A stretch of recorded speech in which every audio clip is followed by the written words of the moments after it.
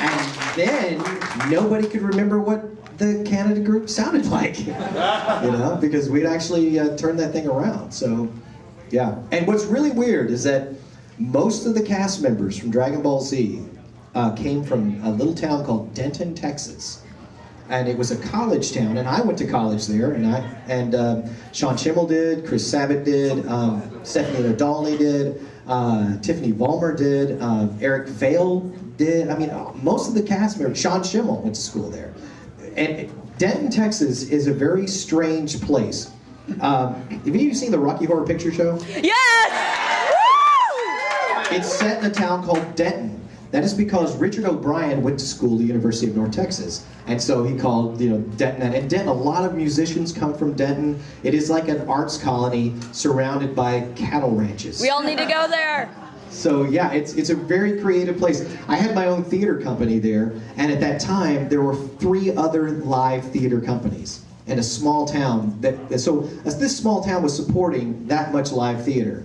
It's a very artsy place. So it was. I don't think Funimation really thought that they were going to get a gold mine like that, but they got Chris Sabat as assistant director at the time, and he knew all these Denton people. And so he pulled it in and said, I know a lot of where I can find some talent to pull into this.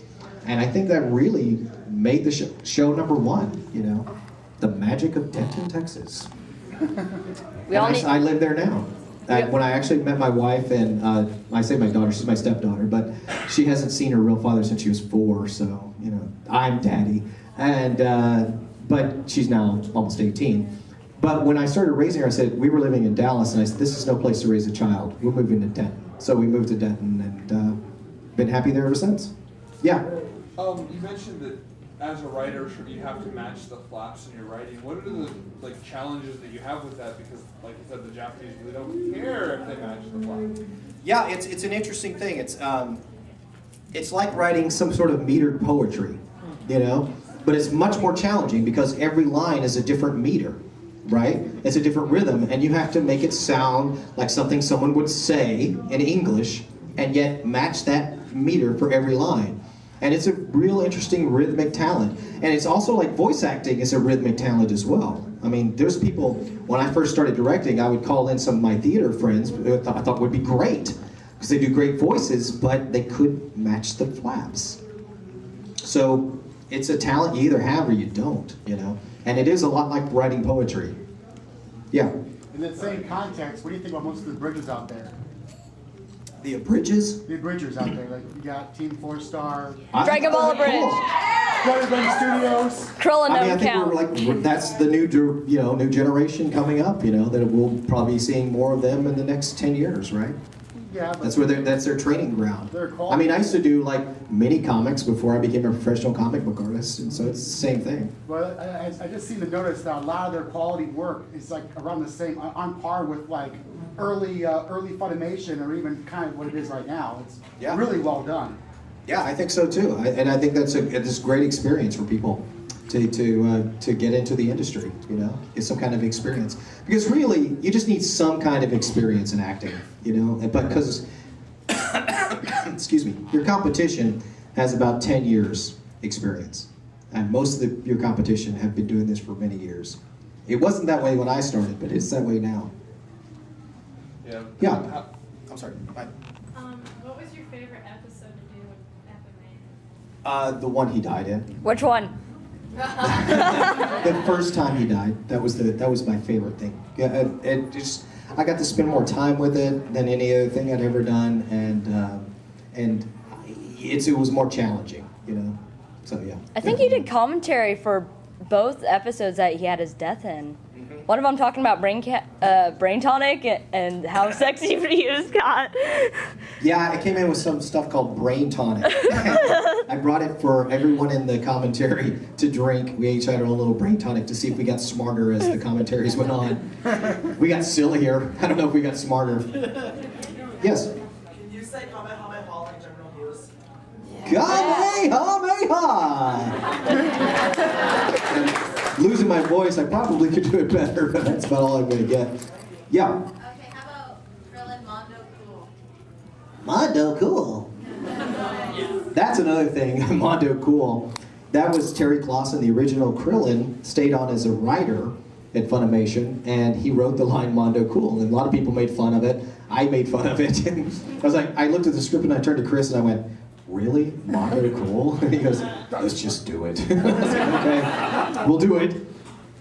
And eventually, it sort of, people started calling me on it and everything, and I remember one interview where I went into some rant where I'm pretending to call Terry Clausen and saying, hey, this is Krillin, you know, the Mondo Cool stuff? Not Mondo Cool. No, I'm just kidding, I love it, you know. Throw some more Mondo stuff in. How about Mondo Terrific? Mondo Nuts! Mondo Super Special Awesome. Mondo Super Special Awesome! Mondo Kamehameha! And now there's several YouTube versions of that, but there's one where they actually took animation from the show and it shows Krillin on the phone doing it. It's amazing. I'm not that But the legend has built from that because they think that I was really prank calling Terry Clausen, but it was just in an interview that was being recorded and I just went into this rant. How did that get spread out amongst the internets and such? You never know what's going to blow up. You know?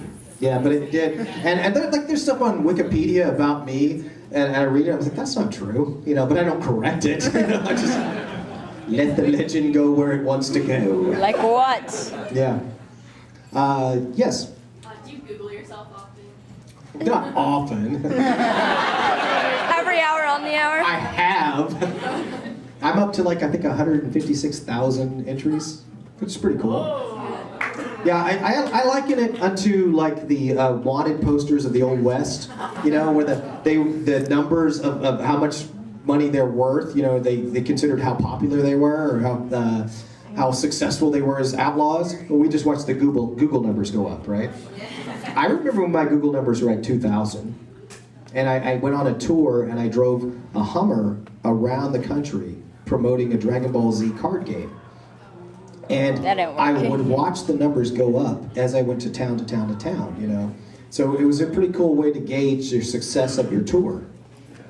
And now it's pretty good. Although I still say I'm not famous. Krillin is famous. I mean, Krillin has like millions of entries, you know. I just have thousands. Like if you went to a grocery store and you said, you know, random place and said, yeah, Sonny Strait will be signing autographs on aisle 3, you won't get many people showing up. But if you said the voice of Dragon Ball Z's Krillin is signing autographs on aisle 3, you might get a few more people showing up. So yeah, I always say, well actually Mike McFarland has the best quote on that. He says, we're not famous, we're just really popular. Yes, you. What are some things on Wikipedia that aren't true? Well, one of the things that's not true is that I started doing a mini comic called The Sex Gophers from Hell. Now that's true. That I started with my friend Billy Foster. But I said in an interview that we did this comic book and we became like local celebrities. And we did. You know, people found out we were the Sex Gopher artists. They were buying us drinks in bars. I remember one party, somebody found out I was a Sex Gopher artist and they wanted me to draw the characters on his wall, right? In marker. So I did. So I thought it was a kind of cool experience and made me want to go more into comics, right? Well, somebody wrote on there that we were discovered by local celebrities. And that was what propelled us further on in our career. And I went, what does that mean? We were discovered by local celebrities?